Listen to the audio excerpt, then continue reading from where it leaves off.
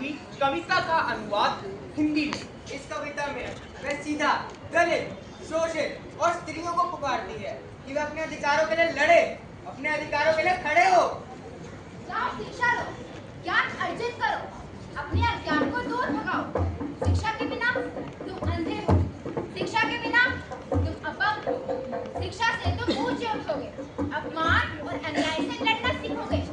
जाओ शिक्षा लो, ज्ञान ही सबसे बड़ा धन है, जिससे तुम समाज की बेड़ियां तोड़ सकोगे। बाबा, बाबा मुझे पढ़ना है, बाबा मुझे पढ़ना है। हाँ बेटी, पर ये समाज क्या कहेगा? ये समाज मुझ पे थूकेगा, पत्थर फेंकेगा, कचरा फेंकेगा, सब कुछ खत्म हो जाएगा बेटी, सब कुछ खत्म हो जाएगा। लेकिन क्या मेरे बाबा भी एक ऐसे समाज का हिस्सा है जहाँ सिर्फ जमीन पर ही नहीं बल्कि उनके दिमाग में भी कूड़ा है, कचरा है, कीचड़ है? क्या मेरे बाबा भी एक ऐसे समाज का हिस्सा है? नहीं बेटी। तो मुझे पढ़ने दीजिए बाबा, मुझे पढ़ने दीजिए। तो बेटी तुमने फैसला कर लिया है तो जाओ पढ़ो, पर याद रखना ये समाज हर मोड़ पर अड़चने पैदा करेगा और तुम रुकना नहीं, संघर्ष करना क्योंकि संघर्ष से हर कार्य सफल हो सकता है। जाओ मेरी बेटी, जाओ पढ़ो बेटी, पढ़ो, जाओ जाओ। अरे बोलेगा तू जा रही है बेटी पढ़ो, बेटी लड़ो बेटी। अरे अमन, मुझे पता है लड़ोगी। ये समाज अड़चने पैदा करेगा, मैंने कहा था, पर तुम रुकना नहीं। लड़ेगी, तुम लड़ोगी मैं बेटी। लड़ूंगी हाँ बेटी, और तोड़ दूंगी इन बेड़ियों को। तुम लड़ोगी। मैं लड़ूंगी। हाँ बेटी।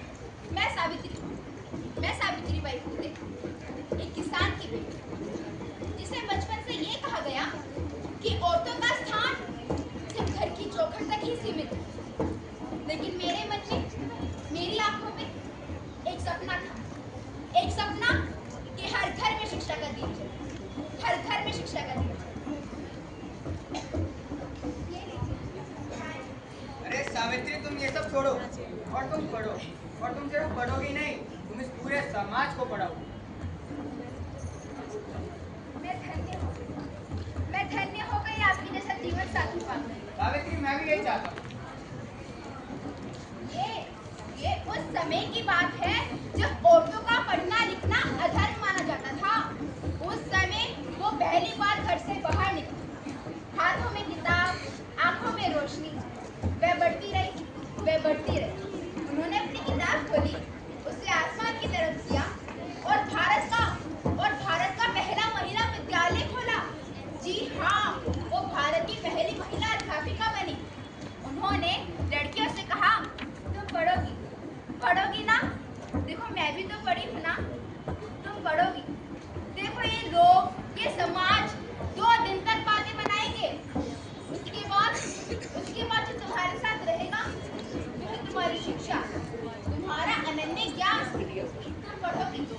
देखो तुम एक ऐसे समाज की बातों में आती हो कि छोटे छोटे बच्चों की शादी करा देता है और विधवाओं का विवाह अधर्म मानता है।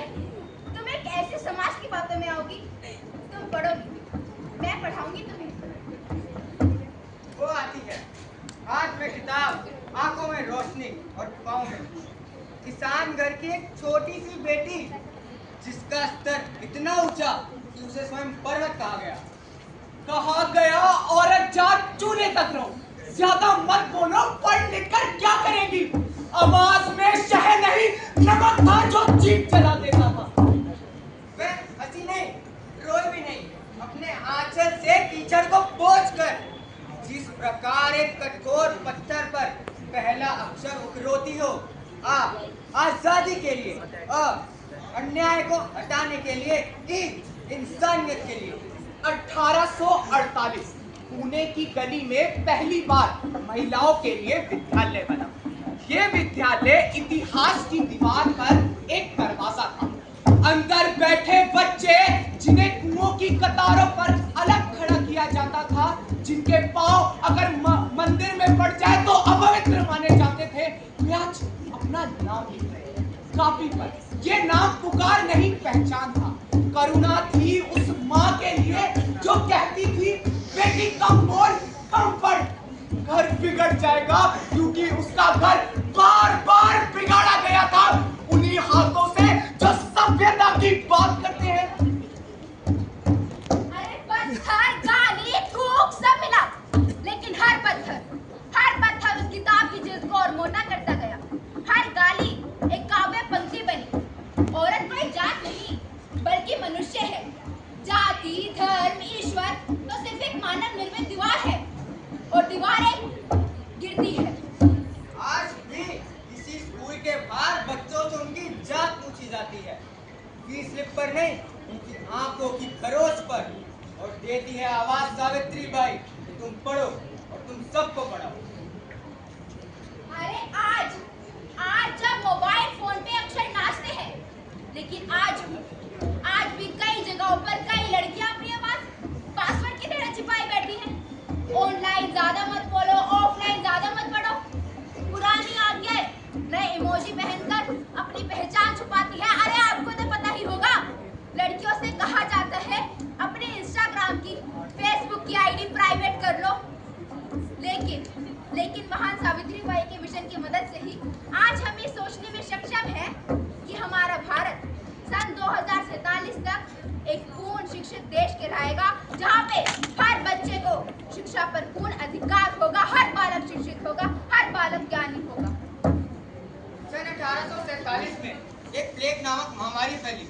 सब डरे हुए थे, सब थर-थर कांप रहे थे, मौत का तांडव था। सब अपने घरों के अंदर थे, बस सावित्री बाई फूले बाहर थी, लोगों की मदद कर रही थी। मैंने उनसे जाकर पूछा, सावित्री बाई अब बहुत मूल्यवान है, इस समाज को आपकी जरूरत है।